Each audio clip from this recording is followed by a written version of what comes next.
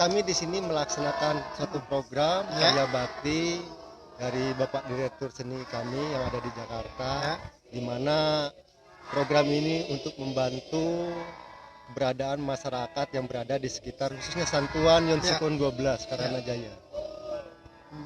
Selain bantuan ini apa kedepannya Pak Asep? Mungkin banyak lagi program kedepannya, cuma nanti kami menunggu petunjuk dari komando atas sehingga kami bisa sosialisasikan atau mungkin bisa kami cari gitu kan tempat-tempat mana gitu kan yang bisa kami laksanakan program khususnya karya bakti ini gitu. Berarti tidak hanya di panti asuhan Bunda, ini berarti tempat lain juga bisa dilaksanakan iya, berarti? Ini pas kebetulan program kami di Panti Asuhan Bunda.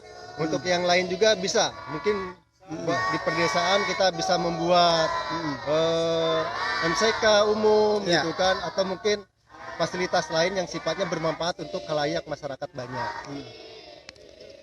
Kita di Yonsikon 12 sebagai apa Pak Asep? Pas kebetulan kami di sini menjabat sebagai Pasi Intel Yonsikon 12 Karanajaya, Pak.